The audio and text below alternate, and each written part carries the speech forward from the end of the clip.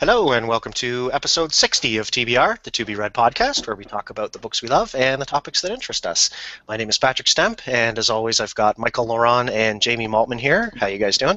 Hey, Patrick. How's it going? Good. And this week we are joined by Kevin Tumlinson. How you doing, Kevin? Hi, guys. I'm doing great. I'm sitting here stunned that after 60 episodes, you guys still don't have a theme song. Yeah, I don't know, maybe someday. It's called Fiverr, guys. Yeah, that also includes post-production. I think it's called work and time. So, yeah. I've been doing this all wrong. Yeah. So Kevin is the author of the Sawyer Jackson series, among a whole bunch of other things, and I'm sure we'll talk about some of that. And tonight we're going to be talking about the authors or books that made us all want to be writers. So that's something that we don't talk about too much on the show, just the fact that we are writers, and as such we're all avid readers. And Kevin wanted to talk about the sort of who inspired us. Yeah, so we'll start, as always. I keep forgetting the focus of your show is not entirely writing. It's barely the focus at all, actually. It's, however, I think I would say that I was going to say most, but I think I would have to say all of our guests are authors, which is awesome. How convenient. Yes, it's all a big trick. Where there's an info product at the end of this around episode 80. $297, guys. Start saving your money. So we'll start by doing our roundtable and talk about what we've been reading recently or over the last week. And do you want to go first, Kevin? You've been doing any reading? I was just about to take a drink of water, but yes, I can. I've been doing a ridiculous amount of reading lately, and part of it was because we went on vacation. None of your books, Jamie. I'm sorry. Next time. All right, that's okay. No, so I actually the most recent thing I picked up was Stormfront, which is the first Dresden Files book by Jim Butcher, which oddly enough I have not read any of those books to date, and I don't know why. And I'm thoroughly enjoying this first one. And the reason I picked it up was I met with a friend of mine while we were in Colorado, and I was telling him about Kevin Hearn's books, the Iron Druid Chronicles, and he said it sounded very similar to the Dresden Files. So I went ahead and picked it up, and I'm really enjoying it. The not less interesting, but less entertaining book I've reading lately is Money Master the Game, which is Tony Robbins' book about money mastering. I don't know. It's to tell the truth, I haven't gotten. It's one of those books where he spends the first 3 chapters telling you how great it is. Once he starts telling you what you're going to read in the book. Yeah. So I'm on like. The book is more like a murder weapon than a. Exactly. Yeah.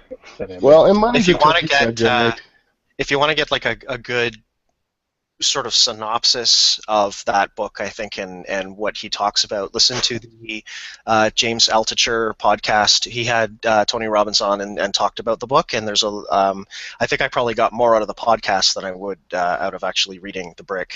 I'll check that out, because it's a tough read.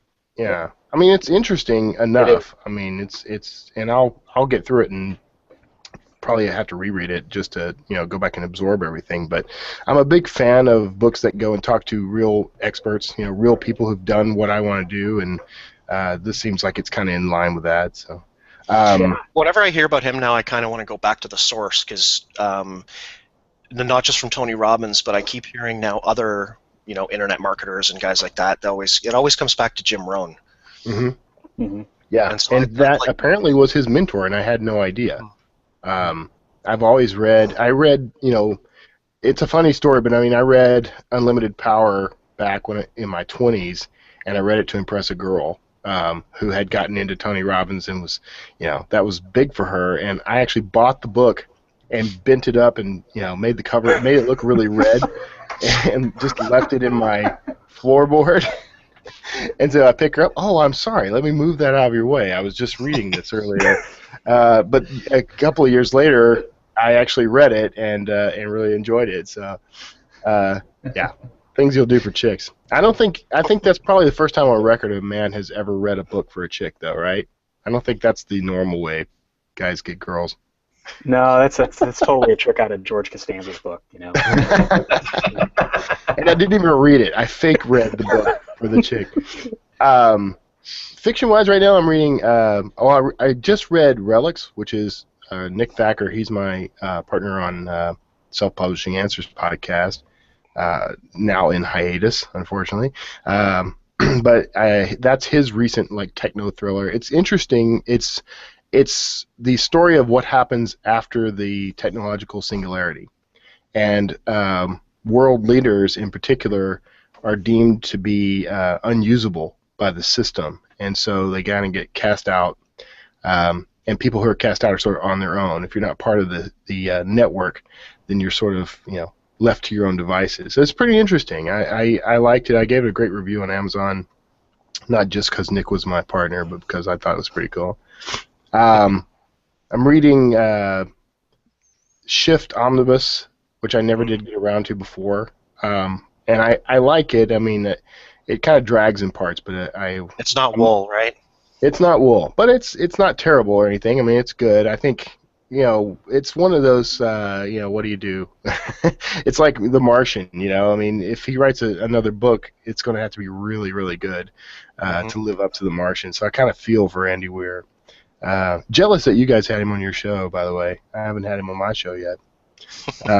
The two nonfiction. I liked. So you're gonna read Dust next, or sorry, not Dust. Yeah, Dust. Sand. Yeah, And Dust for is the listeners, that's Hugh Howard. Sand is separate. Yeah. Yes, what we're that's talking Hugh about. Howey. Dust is the ninth book in the Wool series. Yeah. Yeah, and but Sand is a completely different story. Yes. And then yes. Which I think I started. He needs to start picking better titles. I think. Because Wool, you think they're all the Dust, same. Sand, yeah. Ah well, no one's going to know the difference.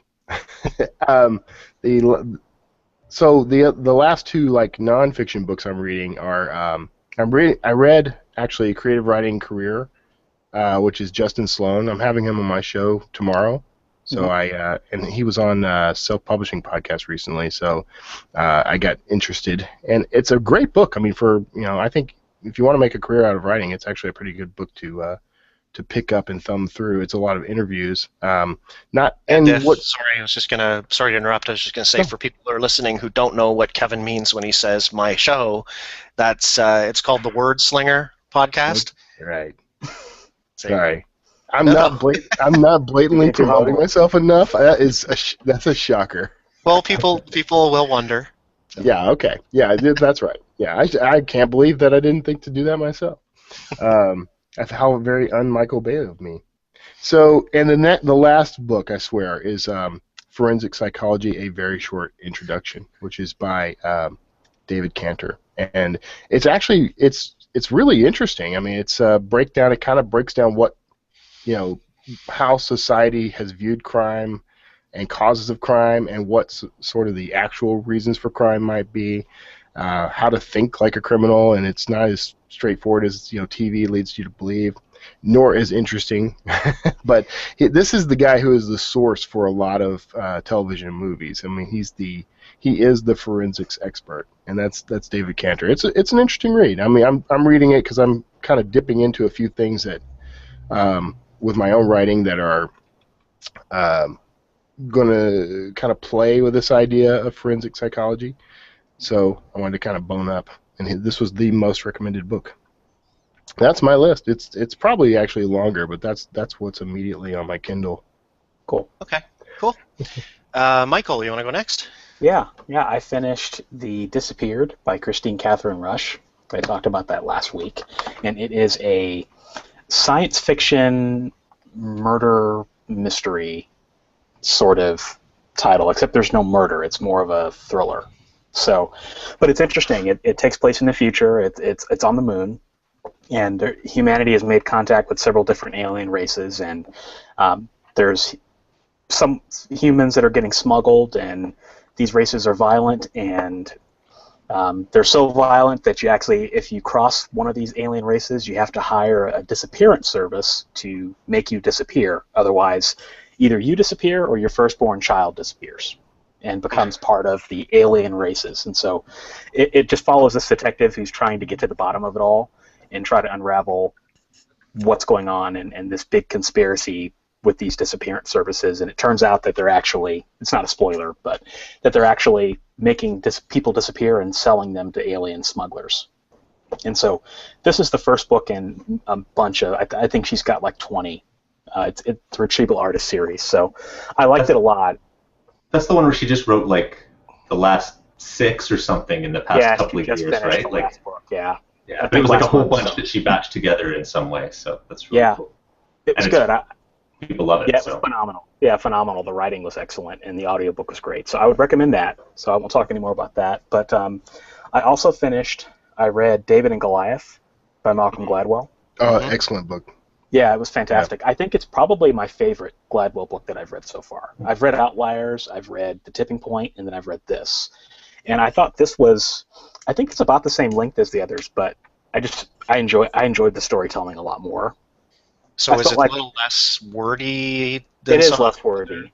Okay. It's less wordy. Outliers, it's like a big, long river that just meanders all over the country. You know, this is more straightforward. He focuses on several people and just focuses on their story throughout. So he just basically talks about David and Goliath and how, you know, we perceive Goliath, or the idea of a Goliath, right? This big person or thing with all the advantages. We think that makes him undefeatable. But it turns out that Goliath had all kinds of health problems historically that historians talk about that actually made his size a weakness. And he talks about how you can translate that into everyday life with crime, your life, success, choices that you make in your life. And it was really good. I really enjoyed it. So if you're a Gladwell fan, I would pick that up. So, yeah, there was that whole bit in there about the hockey players that was born in January. That was an Outliers. That was Outliers? I thought you talked about that in... Okay. I think I read them back to back, so... They kind of blend together a little bit. Yeah, that whole bit in Outliers really jumped out at me too. He also touched on baseball, I think, too, and that whole idea of that your chances of succeeding in sports depend a great deal upon when you were born, like what month of the year you were born. It's pretty interesting. Yeah, it was interesting. So I just got a couple more. I did pick up a graphic novel from the library, and that is Flight. Any of you guys read this? No, but I see that's the same author as Amulet. Is it? Kazuki Buishi. Okay. I didn't know that. Yeah, it's basically, it's like a graphic novel short story collection. So all of the stories are like almost like comic strips, but a little bit more developed and detailed, and they circle around flight in some manner. So all of them are totally different genres, totally different artistic styles, all of that, and they're all around flight. And some of them I really enjoyed, some of them not so much, but I think it was interesting. It kind of had the feeling of a short story collection. And I found a couple of artists here that have some more books that I'd like to check out. So if you just want something quick to read, I would recommend that. And then the final book I'm just going to plug real quick is Jurassic Park by Michael Crichton. Mm-hmm. I'm reading that, which I just grabbed it with my Audible membership. I'm like, I'll give it a shot. And I like it a lot. I'm about a third of the way through. Anybody interesting narrate that? Scott Brick, actually. Oh, okay. This is my second Scott Brick audiobook. And the first one was a nonfiction book that I'd listened to. And it was okay. I wasn't blown away by it. But I see why he's so famous. His fiction narration is fantastic. Fantastic. And the book is everything I thought it would be and more. In fact, I'm thinking I might like the book more than the movie at this point. But I don't know yet. If you, once you're done that, if you want another great book to that's sort of along a similar vein and really, really cool is Fragment by Warren Fahy, F-A-H-Y. There's 2 books in the series, Fragment and the second book is escaping me. Just read the first one. Don't bother with the second, but it's really, really cool. We've talked about it before where it's an island in that evolved on a different path than the rest of the planet, and basically everything on this island can just kill all of humanity if they ever get off the planet and see the rest of the Earth, and it's really, really cool. Awesome. Yeah, I'll report back on the final status next week, but I really like it so far. It's crazy how movie-oriented he was. Like, you read this, and it's like, no wonder they made this a movie. It's just fantastic. So that's Have you read much of Crichton before? No, this is my first Crichton book, actually. So, pleasantly surprised. Avoid Sphere.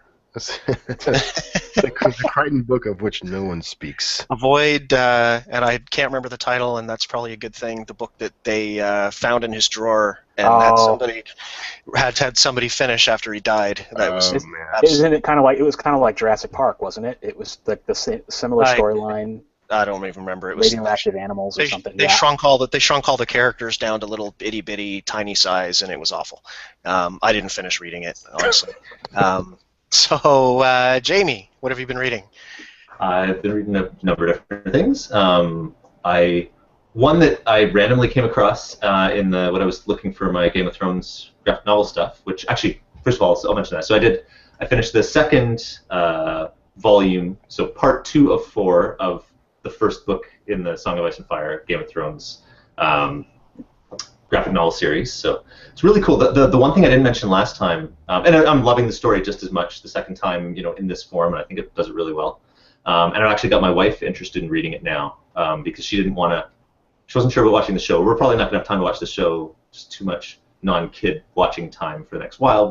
And the books are so big, that she just wouldn't get through them at any kind of reasonable pace. So.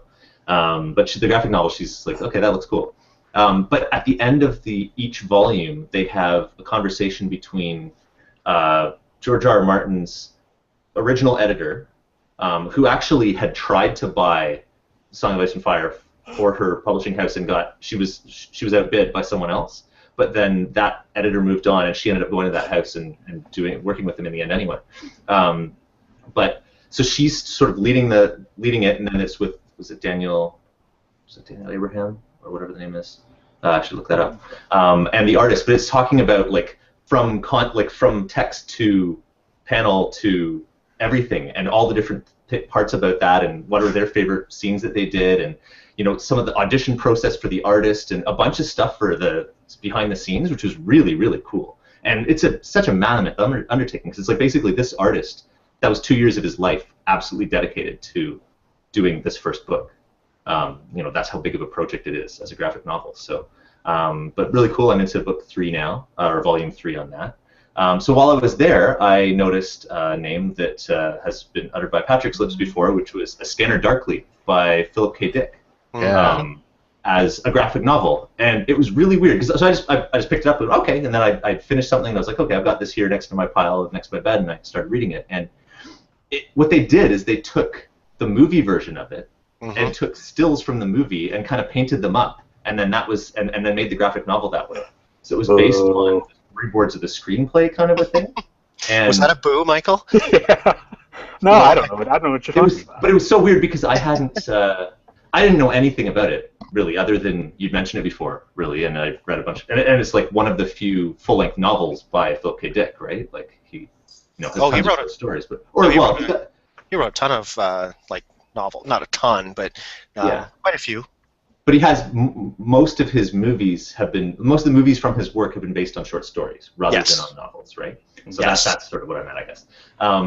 So it was really weird because at the beginning, it's got a kind of a funky style because it's a weird, it's a very weird story, and it took me a little while to I was like, is that Keanu Reeves? And then I'm like, oh wait, that's absolutely Robert Downey Jr. And then the one that really or I was sort of seeing that, and then when it came to what's his name, Woody Harrelson, and I'm like, okay, now I really see it. It just looks crazy, and the scenes with them, having them there, having their voices in your head, doing it was kind of cool actually, but it was a little hard to follow as a graphic novel. I don't know if it's hard to follow as a story anyway, and if it's hard to follow as a movie. It was.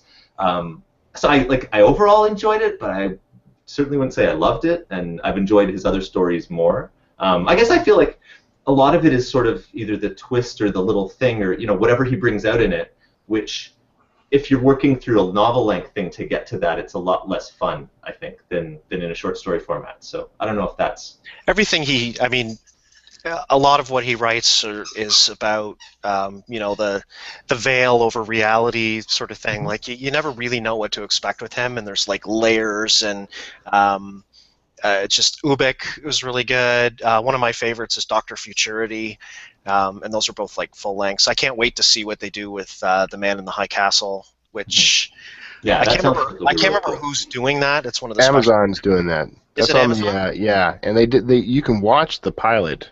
I think it's still available, but my wife and I watched it, and she really loved it, and she keeps pestering me to find out when it's going to be a series. I don't think we'll be able to get it in Canada. Like, I don't think we have access to to Amazon's video stuff. I could be wrong, but they always kind of crap on us. So sorry, Canada. I did finally finish the one, Nature Wars, the incredible story of how wildlife comebacks turned backyards into battlegrounds. And it was funny, that was one by Jim Sturba. The beginning was fantastic, like sort of the history of how the rewilding of the eastern United States happened without anybody noticing it, and why, and how some of these different, like how the beavers came back, and the turkeys, and the Canada geese, and the white-tailed deer, and all these different things, and have now become, major pests to humanity after being, hunted to the edge of extinction, and then, have made a remarkable comeback in 100 years, and people don't realize that. So those parts were, like, it was great, and then good, and then as it got a little bit depressing later on, like, just, it was talking about the denatured life, so how we are really, our relationship to nature is so different from what it was for, our forebears 100 years ago. And that, like a whole bunch of people moved to the suburbs, and there was no nature there, but now the nature's encroached to the suburbs, and that's really where the battleground is. And the story on, like, he had a really long chapter, like the second last chapter on feral cats, and it's a really horrible situation. Like, it's a real mess, and the defenders of feral cats are not portrayed very well in there, and are, I don't know, it's like a very dangerous invasive species that is very much a pest and kills tons of birds and causes problems and whatever, have the most violent defenders of any creature in North America. And it's really, like, there's tons, and like it's mind-boggling, some of the stuff involved, and the costs involved in some of these things and dealing with it are really depressing in a lot of cases too. And the one, I think, sort of downside of the book is it's really good on, bringing these issues to the forefront and letting you, like, be educated about it, but his solutions aren't really solutions. Like, he's like, well, there's this that could be kind of good, but I'd see why you'd have trouble getting the political will to do this anyway.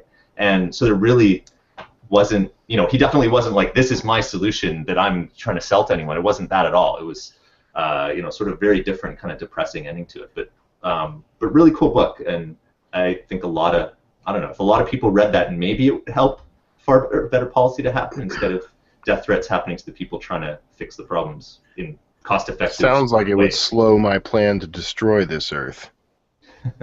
So I'm out. But anyways, that was another one that was a Hugh Howey recommendation, so that one was good. And I've been doing more Adventure Time graphic novels with my son, and Rassel, that I know I sort of made Michael not quite talk about there last week. So Volume 4, The Lost Journals of Nikola Tesla, which is by Jeff Smith, so the author, like artist of Bone, his adult noir sci-fi series about jumping through to different versions of this reality. And I don't know, you can give your thoughts too.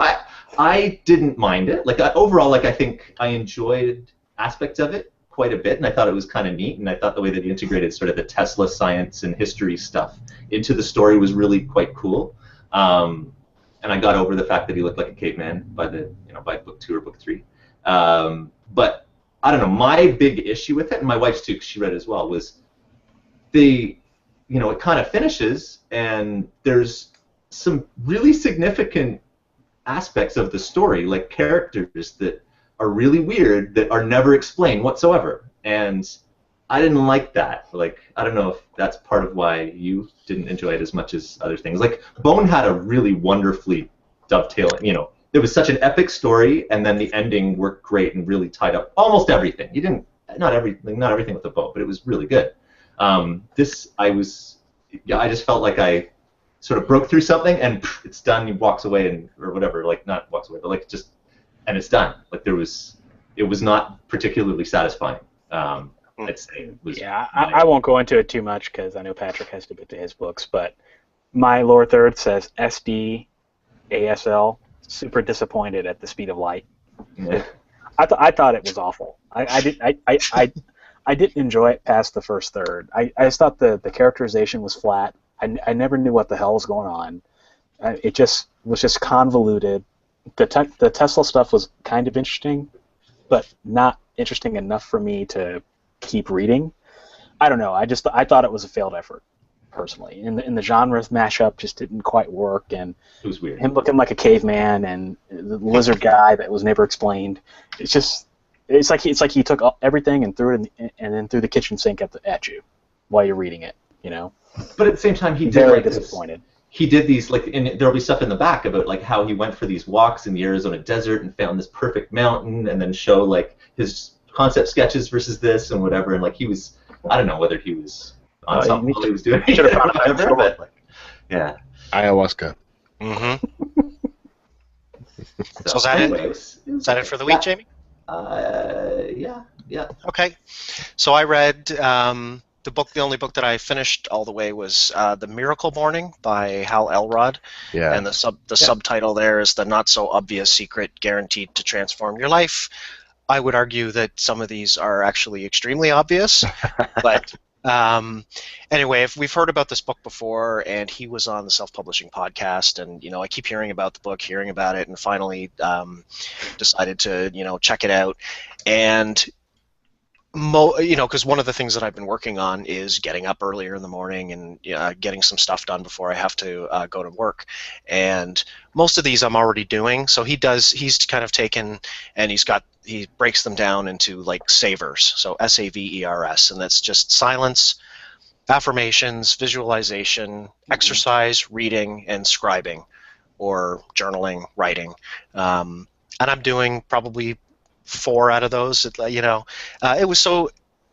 Just quickly, it was an interesting read. I did get a couple things out of it. My complaint would be that he's an internet marketer, and boy, does this book ever read like it. It's super repetitive. My comment in the review was basically like, I already bought the book. Stop trying to sell me the book. Stop telling me how awesome this is, and get to the bloody point. Like, you could. If you do get the book, look at the table of contents, find the chapter that's called Savers, probably chapter 6 or 7, and just read from there forward. Because the rest of it's all just build up. So if the book was half the length, at least, and $2.99, I'd recommend the hell out of it. But the length that it is for $10, I don't think it's worth it. So it's good, but there's really nothing exceptional here to warrant a $10 buy. So the other, this is going to be kind of a weird one, but I don't know. This is one that excited me a great deal. Is Burke Breathed, for those of you who are fans of Bloom County. Mm-hmm. After 25 years of not cartooning, he started producing Bloom County cartoons again on Facebook, and I thought that was extremely cool. So he's doing every day or so, he's putting out a new comic strip with all the old characters. I don't know if were you guys fans back in the day? Opus the Penguin, Bill the Cat. Yeah, I was not really a fan in the day because I think I never really got it. But since he's been doing them, now I get it. So I really enjoy them. So I'm really digging the comeback. Well, but that's a really cool. That's reading. It's a comic strip. I'm going to count it. So I think I was just stupider when I was younger. That's the gist of that story. I enjoyed them a lot when I was, but you're right. It was kind of like Doonesbury, right? I liked reading Doonesbury when I was a kid, but I didn't understand any of it. Bloom County wasn't quite as political, but there was some of that in there. I just liked, Opus the Penguin and Bill the Cat and all those guys. So I'm also continuing to read Ted Saves the World by Brian Cohen, and I'm also working my way through Hopper House, which is the third book in the Jenkins cycle, and that's by John L. Monk. It's coming out next month, and I've talked about in the past the first two books in that series, Kick and Fool's Ride, two books that I enjoyed enormously, and so far I'm really enjoying this one as well, and we'll talk about that some more next week. And that's my reading, so we can move on to our topic and talk about some of the authors or books that made us want to dive into this thing and become writers ourselves. Anybody want to go first? You all said you have lists.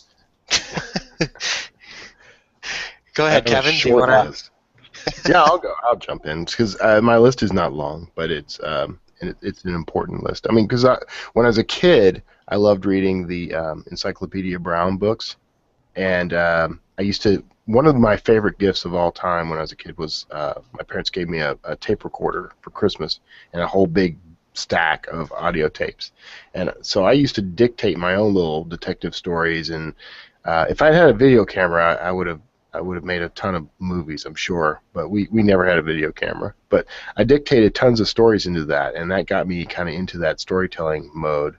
And then, I really dug books like Tales of a Fourth Grade Nothing and that sort of thing. They were a huge influence on me at that time. But the book that sort of solidified writing as a career for me when I first encountered it was Ender's Game by Orson Scott Card. And I think the biggest reason that happened was we were in testing in ninth grade, and I was hanging out in the library, and instead of our assignment for English that day was find the book that you're going to read when you're done taking your test. And instead of doing that, I was screwing around the library. And the librarian finally catches on that I'm not doing anything, asks me what I like to read, and at that point, for some reason, in my head, cool people read science fiction. And so I said science fiction, and she says, you'll love this book, and she hands me Ender's Game. And I go into testing, and I always tested very well. They were always very easy, and I finished up very quickly. And I had like 2 hours left before the end of the test period.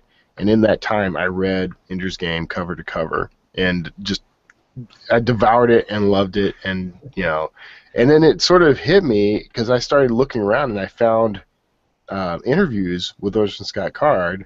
This was sort of pre-internet, but in like magazines and things in the library, and because I just wanted to know everything there was to know about this guy, and just the idea that he was out there making a living as a writer, it just struck me for the first time that humans write these books. And so I'm a human, I can write books. I mean, I'd basically been writing stories, and I wrote a book when I was like 5 years old. It was like 2 pages on notebook paper or something, but it was my book. And but Ender's Game really kind of opened my eyes to the possibility of that could be your job, and so I started writing from that point forward.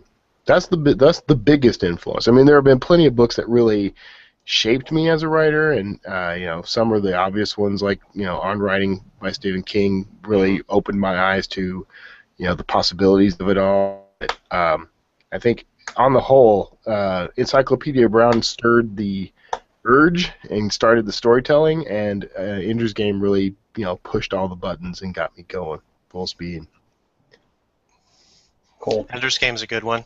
Although Yeah, I have a harder time reading it now that we know more about Orson Scott Card. It is difficult once too. you, but whatever. I mean, I also think a lot of his, a lot of the aura around him gets blown out of proportion somewhat. But I'm not going to defend the guy. I mean, I've heard some things he said that kind of set my teeth on edge. But in general, I probably reread that book once a year.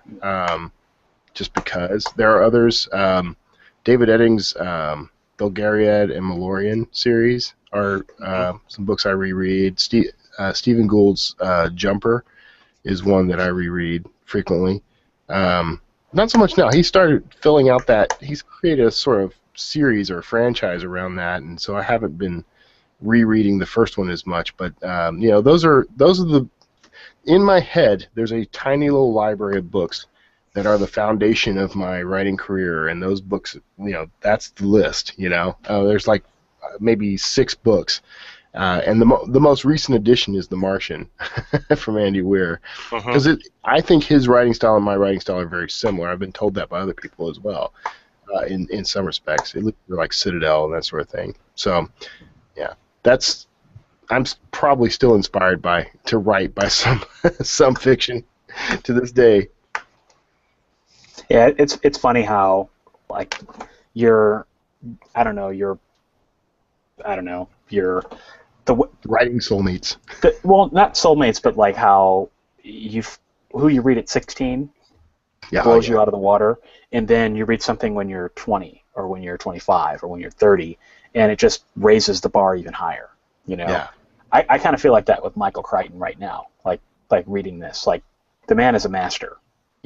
There's no doubt. I mean, even if I don't end up liking the book, I can just all the stuff that Dean Wesley Smith and Christine Catherine Rush and Stephen King and all the people that we talk about and we listen to, all the writing craft things that they talk about, like pacing, characters, dialogue, all that stuff. You can just see it at work here. It's like listening to this audiobook. I'm like, wow. Like you just know when you're in the presence of a good book, and it's like, wow, man. I wonder how I would have felt about it if I was 16.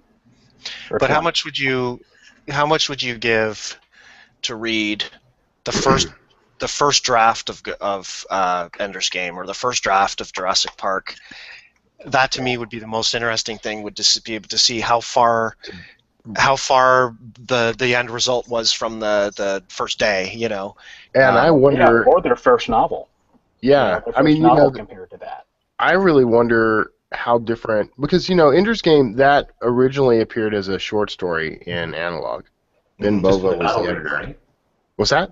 Yeah, it was literally the scene in which Ender, it's that enemy's gate is down scene, and it's iconic. I mean, it is the heart of that book, and it started there. And Card actually he confesses that he only wrote the full-length novel of that story to give him an excuse to write Speaker for the Dead, which I think is an equally incredible book and completely different in tone. I mean, the fact that he used that character, I think, is almost bad judgment. Although it launched an entire series of books that I enjoy, and I wouldn't want to not exist or anything, but I mean I think it's kind of tragic that he had to leverage Ender's Game to write that book, because I feel like they're disjointed enough that they should have stood separately. Well, it's kind of like when they say, hey, we've got this okay action movie, we're not too sure what to do with it, and their solution is, we'll just call it Die Hard. Yes. Let's get Bruce Willis and we'll call it Die Hard 5. It doesn't, it's just or they could do this. What series should still be going? They need to reboot is Lethal Weapon. They need to bring that back. I think they're finally too old for that crap. I don't know. Yeah, well, one of them's crazy and the other one I can't understand a word he says these days. Danny Glover with his I've seen him in a couple movies lately, and I can't understand. He got like dental plates or something, and he's really hard to understand. Anyway, tragic. Have you seen the movie of Ender's Game? I did see the film. Okay, so I'm in a minority in opinions on that film, because I'm going to go ahead and confess, it may just be that I waited like 30 years for that movie to be made, but was just so excited that it finally got here. But I mean, yeah, they went off the rails with it, and there's some stuff in there. The biggest complaint I have about it is that they did not stay true to the character of Ender. The whole point of Ender in that book was that he won every fight. And that was sort of the tragedy of the character. Like, it was just the way he was built. He was hardwired. He was going to win at all costs, and it did cost him. But in the film, he actually loses a battle, and so it just completely destroyed the whole character for me. And that's hardly the worst crime that film committed, and I have people who just pan it. People who know that I love the book were really excited to see the film, and they just destroy the film anytime they talk to me about it, assuming that I hated it. But I actually enjoyed it. Yeah, I'm with you a bit there too. Like and again, I didn't. I'd read the book from much more recently, and I enjoyed it enough. It was a pale, it was a shallow version of what was there, because I thought the whole other subplot was very cool that doesn't exist in the movie or at all, right? Right. But it's the Valentine and Peter. Yeah, like they captured part of it decently with cool stuff in a way that was still entertaining. But it was not perfect, and you couldn't make that perfect either. So no one thinks of it this way, but Ender's Game that's a fairly epic story. It's not huge. It's not a tome. It's not Game of Thrones length or anything, or whatever. But it doesn't scatter over tons of sequels or anything really. But that one book contains a lot of growth in that character, and it's all internal. And so it'd be very difficult to adapt that perfectly to film. Anyway, that's not our topic. Yeah, I was going to say, now we've gone off the rails like the movie did. Michael, Jamie, you got... I've got a few. Sure. I guess the one I always come back to, which I haven't read this year, but Treasure Island is a book I read actually relatively late in life. So I guess I can't say it made me want to become a writer, but it solidified that that's the kind of writing that I want to write. Like Robert Louis Stevenson, he's a Victorian writer. He wrote Treasure Island in the late-ish 1800s, and all the stuff that I had read from the Victorian era up until that point had been stuffy and stodgy, kind of H.P. Lovecrafty, just hard to read, really interesting ideas and philosophy behind it, but not particularly easy on the eyes, right?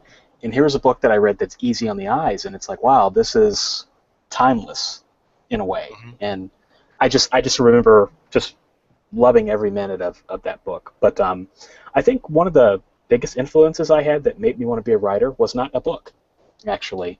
It was a video game, and that is Earthbound for the Super Nintendo. Did you guys ever play that? No, don't think so. Okay. Well, it's an RPG, and it follows Ness. He's the character. I'm sure you guys have probably seen him. The little kid with the baseball cap and the I know baseball that bat. Yeah. Okay. Well, he's just sleeping at home one night, and aliens come to Earth and start invading, and they start possessing the bodies of humans who are all over the world. And a bumblebee who is infused with a good alien spirit comes and talks to him and tells him that he's the chosen one, and he has to go venture out to stop Gigas, who is this big crazy alien who's trying to take over the world and possessing all these people. And it's this really interesting quest, but it's quirky as hell. Like, it sounds like your typical alien invasion, but like, it's just, I don't even know how to describe the humor. It's just so off the wall and funny and quirky. And I just remember, I think I was maybe in 5th grade when I first played it, and just, wow, this is a really cool story. And like, I wanted to tell stories like that. Like that, I got the quirky humor, and that's, like, if you read my writing, it kind of has that. Like, I kind of found a kindred spirit in whoever wrote that game, and it's kind of validation, because I was always that quirky kid in school that wrote the weird stories, and people kind of made fun of me, and here was a game that was making millions of dollars that people loved all over the world with the same level of storytelling, and that was pretty awesome for me. Okay. And we are going to be coming up on an hour soon, and I think some of us have stuff to do. But so I'll go down my list. It's really mine's pretty easy. I mean, it starts with Stephen King as a kid, with Carrie and Christine and Cujo and all the Salem's Lot, all the old original King stuff. And then as I got older, I get into Isaac Asimov, which is devoured as much. I'd love to be able to say I devoured everything he wrote, but I don't think anybody could ever do that. But I read a ton, and I just love it. He's just got sort of a smooth, easy style. And then I start moving into Vonnegut, who's got to be my all-time favorite. I love that. I really do tend to gravitate to authors that have that style of humor, kind of quirky, but and sarcastic, and I just love him. Philip K. Dick, of course, for his science fiction and the layers in his stories and lifting the veil of what's really going on in the world and things like that. Robert J. Sawyer, probably a little more recently, over the years, and kind of like what you were saying, like, hey, this is a real dude. Like, for me, I think that's when I started reading him. I was like, this isn't just a real dude. This is a dude who lives like 2 hours away from me. Like, he's local. Like, so the same kind of, I think, experience there, where like, Stephen King he lives in Maine or whatever, and like these, just that kind of closeness, kind of helped. And for book wise, I would have to say Good Omens. And that's a book that's my Ender's Game. Ender's Game used to be my Ender's Game, like the one I would read, the book I read every year. But that's kind of dropped off over time. But Good Omens is still a book that I can read over and over again. And that's Neil Gaiman and Terry Pratchett. I just adore that book. And if they ever make it into a movie, it should probably be animated, and hopefully it's awesome. Cool. I will cut my list there, so Jamie can go through his. Sure. Well, it's funny. I was thinking about it because I always talk about like Tolkien and C.S. Lewis as a kid was what inspired me into fantasy from the beginning. But when I started to, and I had like some of the stories that I wrote as a kid, and I even had this little bound one that I illustrated when I was in like grade 2, and we put it through the book binding machine with the little, the like little spiral circular thing, those sort of things. My mom did a good job with that with me. And I still got that somewhere. And it was like this little fantasy story. I remember but what really got me into, like, it was like those D&D writers, like Margaret Weiss and Tracy Hickman specifically, like, were probably the best of in that gang. And with all their Dragonlance stuff. So I wrote a ton of stuff like that for all my like middle school and high school English assignments that I possibly could for a while there. And really enjoyed that. And like you were mentioning, David Eddings was another influence in there. I still liked their characters better than his characters, but he had a really cool world, or these really cool worlds with very different cultures, and I always thought that stuff was neat. So then when I started to read the historical fiction, and I've mentioned lots of times, like Colleen McCullough with her Rome series and James Clavell with his stuff in Asia, started to open my mind to that stuff, but it still looked like, wow, like you'd almost feel like you'd need a university degree in those historical areas to write as well as they do in those areas. And then I went on and studied some of that Asian history and stuff in university a bit, but and I studied Latin and some of that stuff as well. But what brought me more recently to it, I was on and I've just looked up this book, and David Eddings again. David and Lee Eddings wrote a book called The Ribbon Codex, the ancient text of the Belgariad or Belgariad, whichever way you want to say it, and the Malorian, which is, it's a bunch of stuff about their world building. And then at the end, they had sort of advice to people who might want to write sort of epic fantasy like they do. And I found that book in the library on a cruise ship, maybe back in like 2006 or 7 or something like that, and read that, and sort of that really woke me up there, and I started to think about writing again. And it was funny because he was almost trying to discourage it, but they put a bug in my ear there. And then I remember what really started to make it approachable again was randomly ran across again, I think it might have been on a cruise ship as well, somewhere around the same time, was I can't remember which one was first, Under Heaven by Guy Gabriel Kay, who I've mentioned before. And the fact that he is a Canadian author who had that connection to Tolkien, but then was writing this blend of historical fantasy set in Asia, that sort of, I was like, wow, someone's writing something like this. Like, I love that. I would love to do something in that area. And so, again, like Patrick was saying, that sort of the closeness of the fact that he was Canadian really helped with that. And then soon afterwards, when I read R. Scott Bakker's stuff that I've, so that was, he'd written a lot of that stuff, he'd gotten his start, Guy Gabriel Kay earlier, but R. Scott Bakker's down from Patrick's neck of the woods down in London, Ontario area. And he wrote, with his Prince of Nothing series, was, in the last 10 years, this Canadian author who'd just broken into the scene with that, and that with all these cultures and the, deep history like a Tolkien and the maps and everything. And I was like, what, I really, why can't I give this a try and finally start writing down some of these stories that I have? So that, I think, collectively, those were the ones that pushed it there. And, today I continue to be inspired by the neat thing about this internet age of guys like Patrick Rothfuss and Brandon Sanderson, who have so much out there about writing and about their journey and about, it's just that you can get this feel, and they make themselves so accessible. They've got so many YouTube videos or podcasts and stuff that you can hear them talking about their writing. That makes it much more accessible and is inspiring, as these guys that are doing this and having tremendous success doing it. So that would be my collection there. I'm really sad that none of you guys said like Sawyer Jackson or Evergreen, Citadel. Those are a little too new. Although you did say the Martian, so. Oh, the Martian. That may have become my new Ender's Game actually. And again, not exactly that I want to write by it, but again, inspiring from the journey was hearing the self-publishing podcast guys talking through their story, and as I listened to that podcast and seeing Johnny go from, one book to putting out as much stuff as he does along with Sean and Dave. So that was tremendously impactful on me, accelerating what I was doing. I would say, I think when we were talking about sort of what we were going to talk about this week, sort of where I land on the whole thing is, I think really everything is inspiring that we read one way or the other. Like the great books make us aspire to something, and the terrible books, maybe give us a bit of a boost in thinking that, geez, I can do that. I can do better than that. This guy got paid. Not I can do that. I can do better. We're all sums. So Kevin has shown that he can do that. He's got quite a few books out. And before we wrap it up, Kevin, you want to just maybe talk for a minute just on where's the best place people can find you so that they can get a look at your books? And Absolutely, yeah. If you drop by KevinTumlinson.com, that's where everything Kevin Tumlinson lives. So including the podcast, if you look around enough, you can check it out. I'd love it if you'd listen in on the Wordslinger podcast. 2 of the 3 hosts here have been on the show.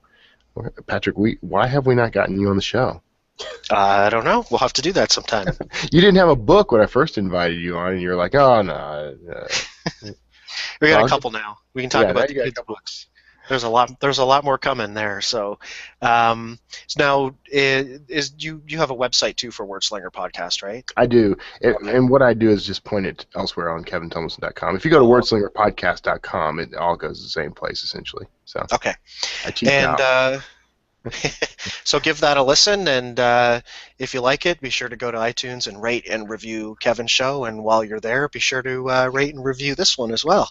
So we don't have a topic net for next week, so as always, tune in to find out, and we will talk to you soon. Have a great week. Thanks for having me on, guys. Take care, guys. Thank you. Happy reading, everybody.